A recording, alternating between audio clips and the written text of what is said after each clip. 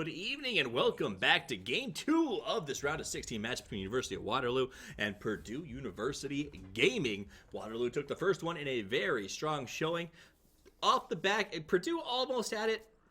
A couple of miscalculations, very small ones in fact, gave Waterloo the momentum to turn this thing around. A big shout out to our sponsors, Twitch TV, who features our matches weekly, and we're proud to be affiliated with the largest gaming streaming provider in the world, and Asus Republic of Gamers. They're presenting the CSL. They are sporting the cash to fly out at the top 4 teams to DreamHack Austin to compete at a LAN final, and they are also paying the prize pool. So go over to Asus_ROG and say thank you for supporting collegiate esports. These guys are great. They're also giving away a gaming laptop and 2 top monitors over on the website. So check out cstarleague.com for your chance to win. I am Toffees. You can find me at Toffees TV, and I'm joined as always by my intrepid co-caster, my partner in crime, the peanut to my butter, Gorgon the Wonder Cow. Are you ready for this? The way you describe that makes us sound really gross because you don't eat peanuts with butter, Toffees. You eat peanut butter. It's one thing, you know? Man. You could have been like the cheese to my sandwich, but instead, you really weird combination choice. All right, let me try that again. Gorgon the intrepid, the buzzkill to my cheekiness. So that's much better. That's much thank better. you. You know, appropriate and accurate. Appropriate and accurate. Seems nice. All right, so let's get this done. I heard some crazy things are happening in the world of Dota as we cast this right now. The new spring cleaning update has been announced. Secret has kicked out 2 of their players. Like, things are exploding. Or did they leave? Well, I didn't actually get to read all we know, based on Weeha's tweet, he said 4 days left.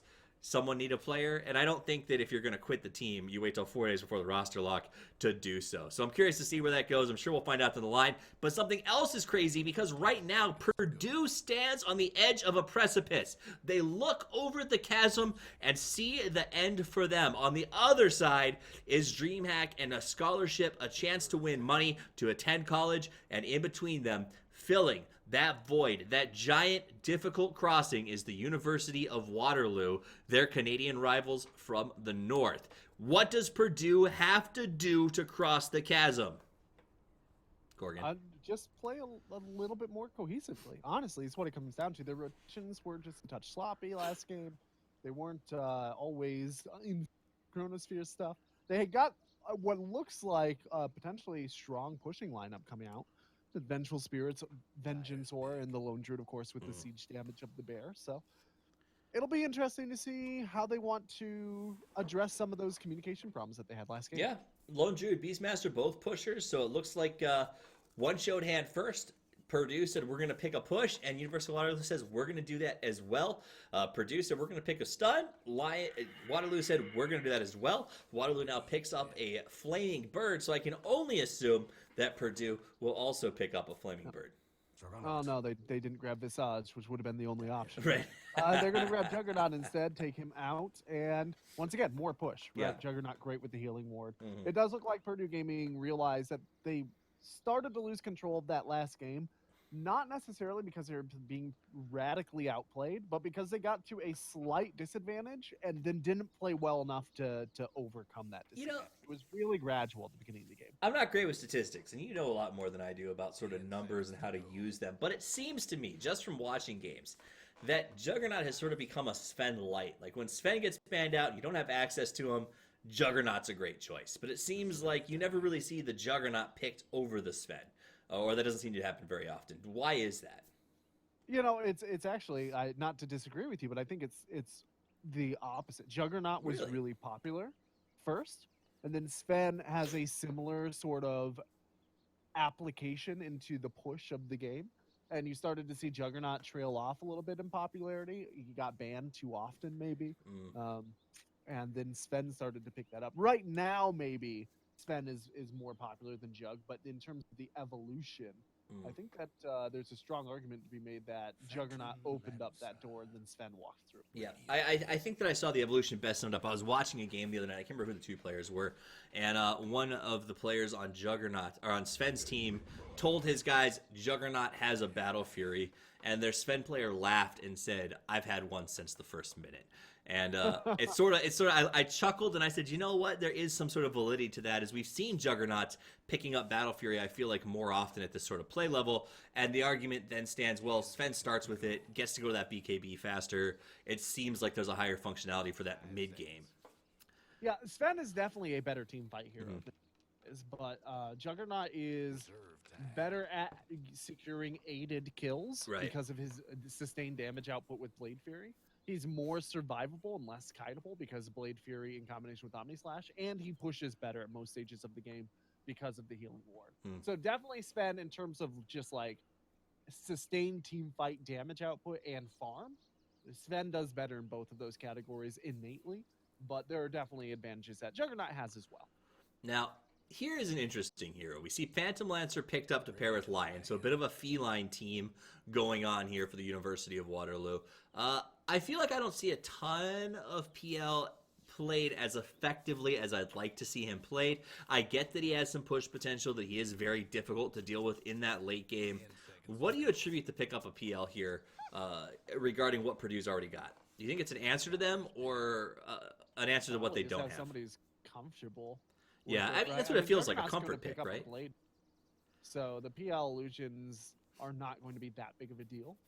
They will make Omni Slashes kind of difficult, maybe, potentially, later on in the game. But other than that, PL's okay here. He's not great. He's not awful. There's not a ton of AoE coming out of Purdue Gaming so far, just a Juggernaut. So maybe you feel like I do, where it feels like a comfort pick that works here. About it. Okay. All right, the last bans, the Puck is banned out, the Spectre is banned out, so PE not interested in giving up any more late game farm potential to University of Waterloo, and I think that's probably a good decision on their part. And now Waterloo is going to decide on their mid, and they are going to pick up the Queen of Pain. So Purdue has the benefit of waiting to see what the mid is on the opposing team before they go ahead and pick up theirs. What do you pick up to go with to go against the Queen of Pain? I'm not sure. I mean, obviously it depends on the comfort picks for Viper. Purdue. Right now, you could always grab a Viper. Banned out, as is Invoker, as is Death Prophet, as is Zeus, as is Huck, as is Bat Rider, as is Wind Ranger. So those are 6 of our most popular mid heroes. Queen of Pain is like the 7th. What's left, really? You go for an old school Venom. Lena. No, Venom. Reserve time. I don't know. I have no idea. Viper, Venomancer could be interesting here. I mean, there are plenty of. I mean, you could go for something like that would go mid fairly well and deal with the Phantom Lancer. He pushes okay, but he's not really in meta. I'm not sure. Still have an Ember Spirit player, right? These guys aren't practicing 12 hours a day like pro teams, and when heroes fall out of favor, they probably stop playing them like everybody else. So that's my concern. I mean, it's not that there aren't good mid heroes here. You could grab yourself a Tiny. Tiny's really good against Phantom Land. And also pushes tremendously well. You could grab yourself, like I said, that Spirit. You could even do a Lycan mid if you wanted to, and collapse into the jungle a little bit earlier. There are options. Okay. Now I do want to say I feel like you've gotten a little bit quieter on me. I faded away from my mic because of my. Am I fine now? You're a little bit better, yes. But we lost a couple of the things you said. Like I didn't catch. I was just rambling, basically. Gotcha. I'm unsure what Purdue Gaming pick up here. Viper. Viper can be the pick. Okay. Nailed it. I don't hate Viper. Pushes well, lanes well, does not answer Phantom Lancer at all. So Purdue Gaming have put a lot of their stock into the company of push early and take too much of an advantage for Phantom Lancer to come back. Yeah. I think what we're going to see is we're going to see some team fight early game push here. The Juggernaut works really well with that Viper pick. They're going to have to. I think they're going to roll as 5. We're going to see a lot of death ball coming out of Purdue. And honestly, if Waterloo survives what I expect to be a 13 to 26 minute death ball, the game is essentially, I feel, really looking good for them. And they can survive that with the Queen of Pain, with the Phoenix Egg. I think that there is a tall order for Purdue to execute what they are trying to execute. So Guys, this is it. We are moving into game 2 of Purdue versus Waterloo. Winner of this best of 3 moves on to the round of 8 on the road to DreamHack. And it is going to be a very important game for both teams. Waterloo took number 1. It's up to Purdue to secure a game 3. Quick introductions for these two teams. Waterloo on the dire side. We're going to have Birdum playing the Queen of Pain. We're going to have the Real Hobo playing on the Phantom Lancer. We're going to have Lion, played by Penguin, over in that mid position, headed towards the Rune. Is going to be Skurrito playing the Phoenix. And last but certainly not least, Shakti Young Lean is going to be playing the Beastmaster.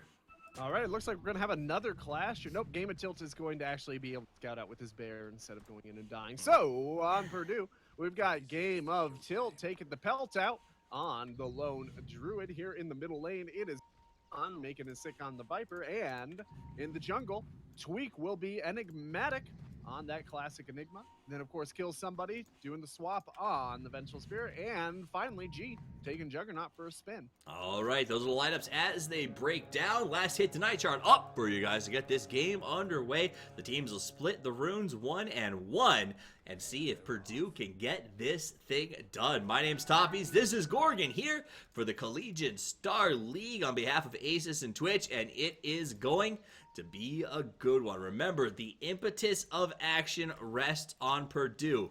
Waterloo has the ability to lose this game, so they don't have to be as aggressive. They can see what Purdue's got up their sleeve and choose to react to it. So we're going to see exactly how that goes. Meanwhile, up on top, not a great start for Purdue. I don't know if you saw that. The Spirit Bearer was caught out and pinioned in the trees, body blocked by Penguin and Real Hobo, and they got a easy 300 gold boost before the creeps even reached the tower.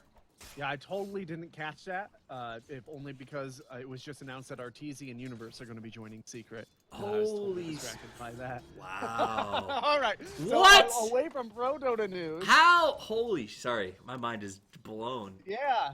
You would think after Arteezy said joining Secret the first time was an enormous mistake, you would think about they joined staying on AG for a little while, but Zai comes back to play the offlane. How does that make sense? Oh, this is good. Okay. Zai's not coming back till after the next unshuffle. It so doesn't we're look like after it. TI. Don't count your said chickens. so in an interview. Well, I said so in an interview, but I think that anyway, we're gonna do it later. I think there's options that involve substitutes for Manila and not giving a shit about Manila as much as TI, but that's just the way it is. Okay. Gold League, 300, XP 4, CS chart up for you. That's what we're talking about here, boys and girls. Yes, the proceed's interesting, but that's what these boys we're watching right now aspire to. Let's see if they can start that climb in this game here tonight. All right, Han in the middle up against Birdum. Who has an advantage in this mid lineup? Well, Viper is just traditionally one of the strongest mid laners that there is. Not only is magic damage really ineffective against him, he can significantly harass your tower if you leave even for just a rune. And he also is able to orb walk with poison attack, which means that he can attack you without drawing creep aggro from the high ground if he doesn't want it. Waterloo's going to grab first blood, though. They're going to lose Queen of Pain almost in the mid as well. Yep, so get a nice pick off there. Queen of Pain gets low, and she will push back. She's got the regen. She was expecting to have to deal with this Viper. Nice kill by Waterloo. This is very much reflecting what we saw at the start of the last game. Young Lean doing a good job of using those wolves to farm. One harassing, one looking for last hits. So his micro is exceptional at this particular moment. I hope to see that continue throughout the game. Meanwhile, in the mid position, Phoenix is on standby, doing a good job of harassing Han backwards. Birdum said I needed help. They brought in help, and now they're going to have Penguin coming around the backside. They know that the courier is on its way out. Very likely it's going to come through. It gives something to Enigma, so the pick is not going to happen this time around as Penguin sends his illusions through. Gets pinged out. They're going to move on Han. There's the dive. Nice body block. Han back towards the trees. Han gets stunned. Birdum taking damage. Penguin is going to go down, as will Han. Now we see Waterloo on the run. Can they stop them? They cannot. So the trade definitely goes the way of Waterloo. All right. All that action aside, we're still looking at 3 of the top 4 farmers here, at least in terms of CS, going the way of Purdue. So it's not all bad. Actually, I lied as Beastmaster starts to crawl back up on those charts. Never, ever count out the Beastmaster. My dog is named after that. Here, I've told you that, right? Yep. My dog's name is Rexar. You haven't told our viewers, though, but now you have. My dog's name is Rexar, which is the original name for Beastmaster, but I have to catch myself to not call Beastmaster by his original name in cast because my dog freaks out. So if I say that and then stop talking, that's what happened this game. Interesting. Okay, that makes sense. All right, up towards the top. Game of Tilt has returned to the lane where Real Hobo is getting his farm. He's 25-2. Enigma doing a great job in the jungle at 21-0, 15-5 for that Beastmaster. I'm sorry, not the Beastmaster. That Lone Druid. So far, that Enigma in the jungle isn't hurting them very much. They're 1-2. They did give up a kill, but not too shabby right now. Yeah, no, they're doing fine. Neither team is really tearing away with the game right now, but PL is getting plenty of farm. He has the same number of last hits as the Enigma, and the Enigma is in jungle, right? In addition, they have 2 kills, and they have not gotten any significant tower damage done to them either. So, good shape all around. All right, let's see where we're at right now. Han doing a sit back. Meanwhile, Screw came out for a bottom gank, but kills someone, finds him from the backside. And Screw just puts up a lot of damage. Says, all right, I'll chase you. That's not a big deal. Kills someone, loses about half his health. Now G in a little bit of trouble. He's going to take some more damage. And this is the problem with Phoenix, right? He's got so much harass, just damage over time stuff. But he's stunned. He's spun. He dives. Does he get away? He does. He's gonna hang around with 12 health and negative armor. Well, he saw Young Lean was in a little bit of trouble. Figured if he could come in there and get one fire spirit shot, it would be the end of him. Young Lean's gonna throw down the boots of strength. Go ahead and use the healing. Interesting choice, the belt of strength there. Kill someone's gonna go ahead and put up some mana regen. It has to run for the hills as immediately Waterloo Shark T turns the corner and tries to harass. Up on top, we got Bangwin backing up the Real Hobo as he continues to farm fairly aggressively. Tweak's still getting more, but I think that's to be expected at this point. Tweak does have his soul ring and his brown boots up. Meanwhile, on the bottom lane, we're seeing a lot of action so far. Kills someone, comes forward, gets hit again, puts up the armor reduction. That's going to cost him his life. G comes in. G's level 6, but doesn't have any mana. Yeah, there's the response. Death. In comes Tweak and the spin. Tweak in some trouble trying to finish Screw, but he's on the other side of the trees. One has vision, one does not. They get 3. And Waterloo is turning rapidly into a Sisyphusian task for Purdue. Yeah, and once again, Phoenix just rolling out of there with an Icarus dive and really flying close to the sun, getting away with like 30 health that time, 6 health the time before. This guy is playing the margins. I just realized that's why, maybe that's why Matt never paid Arteezy for his wins with Secret. He knew he was just coming back anyway. He's coming back. And might as well, yeah. All right, goal. Ruh-roh, Spirit Bear, run away. Spirit Bear dead. Bottom. Yeah, bottom is G. G gets caught with a nice stun, and this Screw You is playing a very, very not only clean, but margin-shattering Phoenix. Yeah, no, Screw really should just change his name to Screw You Juggernaut at this point in time. He's been doing a great job. He's getting wrecked. I mean, it's brutal. He's level 6 and hasn't had a chance to use his ultimate yet. I mean, that's hitting 6 and not getting a kill on a Juggernaut is just makes you sad. But no, to be fair, the level 1 ultimate from I mean, it's 3 bounces. Unless you catch somebody alone in the jungle, you don't usually get a kill with it. That's unless true. You have That's team true. rotations and stuff. Like it's a good way to deter people from following you around. Or maybe a good way to get a kill if you jump on somebody with team. I can see that. Juggernaut does have a really strong laning presence. It's not like he doesn't. Blade Fury damage is phenomenal. Healing Ward gives you a ton of sustain. This Juggernaut's died twice, hasn't even gotten an assist. So and Blade... he is 4th lowest in terms of last hits, by the way. In this game. Well, G's going to come in, starts to spin immediately on Young Lean. He's going to harass him backwards. Young running back for the base, goes the long way around, putting out some return damage on G. G doesn't have the mana to use his ultimate. Gets up the scream. G very low. Can they finish the job? The creeps are trying everything in their power. Young Lean came back in to make it happen. Here comes the Phoenix. Big bullet shot deep into the jungle. He's tracking him down. Oh, the ultimate misses, but the blink does not. Baradum gets him, kills someone. Low in comes. Oh, look at the courier. What are you doing, you crazy panda? Courier goes down, so a nice little arbitrary, like random bonus there, and Screw is gonna have to go out the back door. So, Birdham got the bloodlust, and it ends. What? How did he even know? Hod comes in, gets a stun, blinked away by the Quap. I don't know if I'm taking crazy pills or if I'm watching college Dota, because it definitely feels like the first. Boy. And they walk away. If it was not for that really inexplicable courier feed from the Queen of Pain, that would have been super beautiful, flawless chain of events coming out of Water. You would, I think you probably would have heard the Mortal Kombat announcer pop up after that one. It was just finish them, finish him, which he did. We don't have any tier 1s down, but it is 8-1 in favor of Waterloo, and that last engagement really showed you why. And the only reason that they're not farther behind is because Enigma's managed to sort of find farm here in the jungle, but he's getting pinged out by the other teams. They now see him. They realize that he's getting farm, and again, laser bolt to the face. Tweak turns back. He has a black hole. Nice stun from Penguin. Screwadoo could be in trouble. He dives. Young Lean, very low, got hit by the ultimate from the Juggernaut. Does he have the speed to get away? Penguin is low. Young Lean tries to die to Roche, but can't aggro him in time. He will end up going down, as will the Phoenix. So it's a 2-for-1, and Purdue getting their first sign of life in this match so far. That said, he could have denied. He almost done himself to Roche, chose to wait for a second, and I think that may have cost him. Meanwhile, Real Hobo on the top lane says, all right, if you idiots are going to keep fighting down there, I may as well start putting some damage on this tower. Meanwhile, bottom, the damage may be coming out there as well. Top should be going down.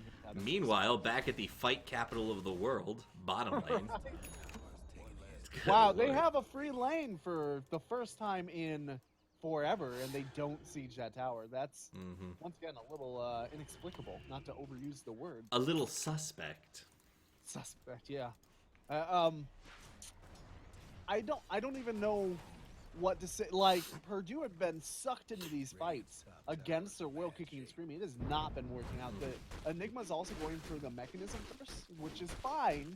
It's a good build if you're pushing, which obviously Purdue drafted the push, and if they don't push, they will lose. But they aren't there yet. They are actually down a tower, and they are down about 2,000 net worth as well at 11 minutes. That's not the end of the world, but it's really not good. Gold at 2,000, XP at 5. These Phoenix plays are mind-blowing. The shuffle is mind-blowing. Birdham in some trouble. He jumps away. And guess who's there to save him? Screwadoo. Every single time. This guy's Phoenix is very, very clean right now. I hope he maintains that throughout the game. You know what? I'm not going to lie. I'm going to be honest with you guys. I'm going to come clean for a second. I came into this game cheering for Purdue. They live up the street from me. We live in the same region. But Waterloo has been playing really, really well, and I'm super impressed with their performance here. Han goes down in mid with another nice double jump. Yeah, I don't know what you do if you're Purdue to handle this. They're 3-10 now. They don't have any core items up except the mechanism on the Enigma. And if they start getting out-pushed with their lineup, I don't know that there's a recovery from that. So they absolutely need to get like a black hole here, but there's so much stun potential coming out of Waterloo. Whoa, Penguin with a very prideful forward, but he's got backup on all sides. Penguin taking damage from G, turns around, nice jump by the Juggernaut. He's going to spin to win to try and get away, but he's going to go down. Enigma puts up the ultimate, but to what end? Kills someone, going to be someone who dies very likely here. They end up also getting the Juggernaut and the Enigma, so we do see Kill Someone manage to get away, but they lose 2 for the price of 2, but they will also take, can they take this tower? Close, no, it'll get denied. No, the creeps, the Necro creeps. They're trying, Kill Someone comes forward, get the deny, they go too much, too aggressive, and Phoenix ends up actually going down, and the deny comes through, so. I like, that's how you get back into this game. Now they've got the push mid, that they can respond. Did they get the deny? They did get the deny. Yeah, they're back in this, like they're fine.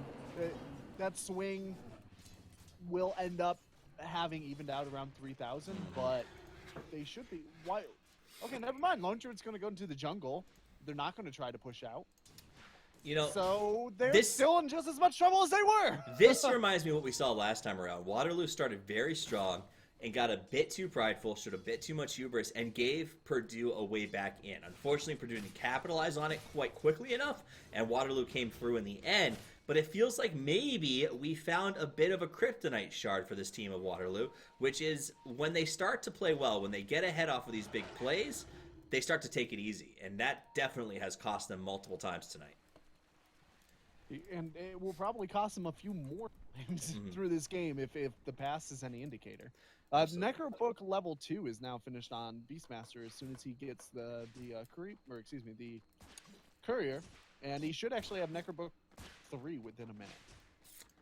All right. So that book's about to get that much stronger. Yeah, and if you look at the Radiant or the Dire farm side, it's 123 net worth. So yes, Waterloo's only up by about 3,000 gold in terms of net worth. That said, all 3 of their cores are a decent amount, if not significantly ahead of that lone druid. And I think that could cause some real trouble here as we look at that conversion into the late game, especially coming off of the PL, who we know PL is one of those heroes that he is pretty weak early on, but once he gets to that level 2 ultimate, once he picks up 1 or 2 items, he just becomes a real difficult hero to deal with. Especially if you don't have any AoE potential, right? That's the big problem here. The draft didn't pick anything to deal with the PL. Other than, once again, the Juggernaut Blade Fury, and he's going drum build.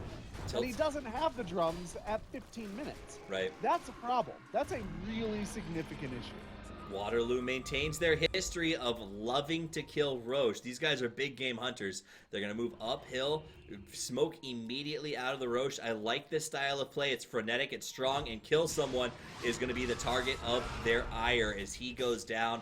So close to base, but with no help in the offing. So Aegis, smoke, rotate, kill, and push objectives. Waterloo putting together the textbook how you win a match of Dota. Purdue's got to read that textbook, though, and know that there's always an answer. What is theirs? Anything that they want. For Waterloo, the whole map is yours right now. Purdue don't have any response. Purdue needs to just get a good black hole.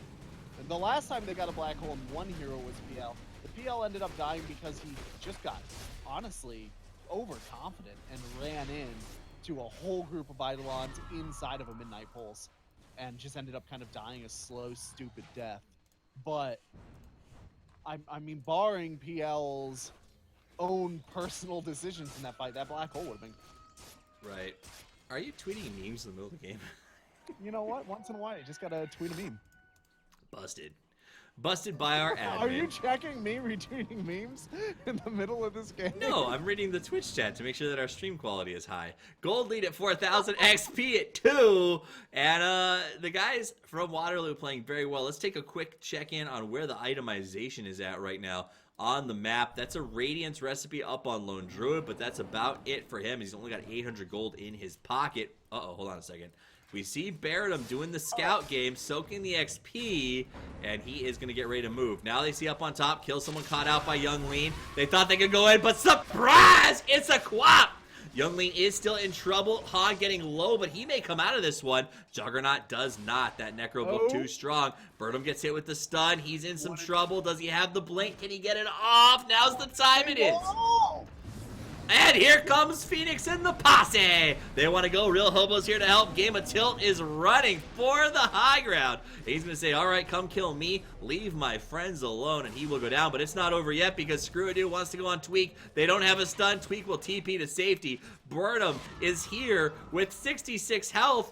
Nobody from Waterloo likes to back. These guys have a magnetic attraction to Purdue University and fighting and nonstop, man. You know, I always thought Canadians were peaceful people. You know, I realize now that Sir Mix-a-Lot is cheering for Purdue because Waterloo certainly do not have back. Jesus, it's true. They must be a bunch of Texans who just moved to Canada for school or something. They're still bitter about the Alamo. What did Canada have to do with the Alamo? Mexicans, they want to build a wall. I don't know. Texans, man. Oh, man. Texans. Maybe they all got. I don't.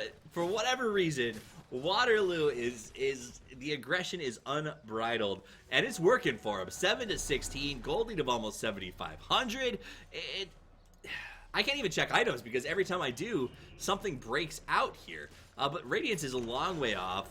The Diffusal Blade is now up on the... Sorry, PL. I don't really know. I mean, Han's got a Sange. Like, that's a tough situation to be in. When your Queen of Pain is already looking at... Yeah, she's got her second Oblivion Staff, so... Oh, man. Over in the mid, another fighting. Egg's going to get popped, kill someone in the game, wants to go on Egg, but Egg doesn't look like it's going to die in time. They do manage to kill it, and immediately Waterloo's going to have to back off. So good control by Purdue. I saw two of their guys start to pull back when that Egg went off, and whoever's in charge of the calls said, if you move, I will murder you myself, and they managed to take out the Egg. If those two had backed at all, that Egg would have gone off, and it would have been the end of Purdue. Well, it would have been one of a long line of ends for right. They are in a position here to maybe take a tower, just because there's not a lot of response from Waterloo. I mean, Waterloo could probably take this fight without Phoenix, but the deny got it. Peacemaster got it. The stun comes out. The Spirit Bear will die. 300 gold. TP away by Han. What a player. What a player. Look at Birdham. He's like, I refuse to let you go. I'm coming on that. I got haste room, baby.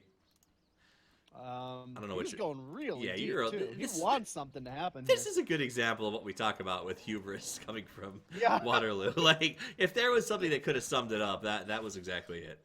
They are in a position where they have a little bit of right for that hubris, though. I believe the term is zero fucks given. Yeah, they have doubled their opponent's kills. They're well ahead in terms of gold. The experience not quite as much, but not quite as important either, considering Purdue late game have a lot less to respond to Waterloo's draft than Waterloo does to Purdue's draft. Man, Artesian Universe, go to seek. Head spinning. You're still head spinning mode, huh? You know I'm a North American Dota advocate, and I freaking love EG. Well, I don't know. I haven't had a chance because we've been casting since. Oh, the moves on Penguin. Penguin comes through. Birdham says, surprise! Finger to the face. Juggernaut and Enigma go down. Screwdoo comes back around, goes into Egg because why not? They can't kill it. It'll go off. Han's gonna get caught inside. He gets rock stock dropped and locked. Now Tweak comes forward, gets hit by the stun, and Screwdoo comes out of it. Tweak's not gonna go anywhere back to base. He's on the slow run. Penguin comes in from the back. He goes down. Birdham jumps in, gets the finish on 3. Now they move away. Game of Tilt trying to get it closed, but he's gonna get stunned from the backside. He drops as well. That is 4 down and a tower. The most likely of Rax, as Waterloo has opened the floodgates and pours down the bottom lane, washing away everyone who stands in their path. Yeah, what does Purdue do? You know what I mean? It's just, it's painful for Purdue. Here's things really started to go downhill for Purdue as soon as RTZ and Universe were announced to be on secret. I bet they're all just checking social media for an update. They're just hitting F5 on Twitter. They're not paying attention to the game. Yeah, I'm sure that's exactly what it is. That, or maybe Purdue's filing their transfer papers to Waterloo. We'd rather be a JV team, but Jesus, poor Purdue. Gold leads at 14,000, XP's at 12. Let's give Purdue credit where credit is due. Like their first game, they had a lot of really good plays. This game has not been so generous for them, but they did make it to the playoffs with a really strong showing. Yeah, and it's not like this is a crappy team. You know what I mean? But Waterloo's really showing strength. And I wouldn't say they've even made bad plays so much as Waterloo has played the margins exceptionally well in this game in a way that I don't often see even in pro games a lot. To watch that Phoenix and the Quap who are consistently leaving fights at 60 health and coming back in, getting to 12 and still surviving, but doing it in a way that's not just haphazard. They're making strong choices, and I appreciate that. And when that happens, you can't really take that away from the other team so much as credit Waterloo's performance, if that makes sense. Yeah, no, I 100% agree with you. This is not necessarily Purdue is badly. Waterloo has certainly just been playing. I mean, if Waterloo plays like a couple of moments where Purdue maybe could have done something better or been more communicative or had a player less out of position. But I mean, look at the game that they're playing or the team that they're facing right now. That we're talking as early as 2 minutes in this game, people were getting away with 6 health and turning around to get kills on the margins. Right? Like, what do you do? The fact that Purdue has not tilted so hard that the game reset itself like a pinball machine. is astonishing to me. The that fact is that true. they're still fighting it out by itself is really admirable. Well, I mean, this is done. If Waterloo wins this, Purdue's done. They're out of the tournament. They had a great run. Their future looks good. That said, Waterloo's a team that if you had asked me, honestly, 6 weeks ago, who am I going to have a beer with at DreamHack, I wouldn't have said Waterloo. After watching this game, I feel like their synergy is on point. Their communication is strong, and if they can go back to that textbook, if they can take out that hubris breakdown that we saw happen at least twice in this game and at least once in the last game, these guys are competitors. There's a real chance that we not only see them in Austin, but that we see them do well. Yeah, it's easier to not get caught out by that avarice when you're playing against an opponent that's challenging you. And in this particular game, it does not look like Waterloo has felt particularly challenged. So Young Linky is going to get caught from behind, but the rest of the posse is here. This is it. Right. Tweak wants to get up. Oh my God, Tweak couldn't even get the black He hole. just got slugged out by the line. It was ridiculous. It was a 4 down. Van's the last man standing. He's going to probably... I mean, he can't do anything to defend this. He TPs to safety, and then what? GG comes out from Purdue. That's it. With one set of racks down, Purdue GG's out, and Waterloo advances to the round of 8, winning a best of 2. I didn't expect this tonight, Gorgon. I did not expect this. I'm super impressed with Waterloo's performance. Guys, if you're watching this replay, this round of applause is for you. Your play was phenomenal. Purdue, my hat off to you as well. It's been a great run in this tournament. I've enjoyed casting you profusely. Tonight, unfortunately, was not your night. My name is Tavish. You can find me at Toffees TV over on Twitter. I'm joined by Gorgon the Wonder Cow. Where can they find you? You guys can find me over at the Wonder Cow on Twitter. You can see all my dank memes that I've been tweeting instead of casting. Check them out, boys and girls. And of course, a big shout out to C Star League. You can go follow them on Twitter or on the website to have your chance to win some sweet Asus swag. And of course, thank you to Asus and Twitch for making this tournament possible. Guys, we'll be back on Thursday with even more Dota as we continue the march to DreamHack. And of course, if you haven't already gotten your tickets, make sure you get them so that you can be there with us for the finals in May. So same time, same place, Thursday. Spring break is always a fun time with schedules, so we don't know who's playing just yet, but we will definitely do everything we can to have a great playoff game for you as we move into the last round of play. Have a wonderful evening, watch more Dota, and as always, Toffees out.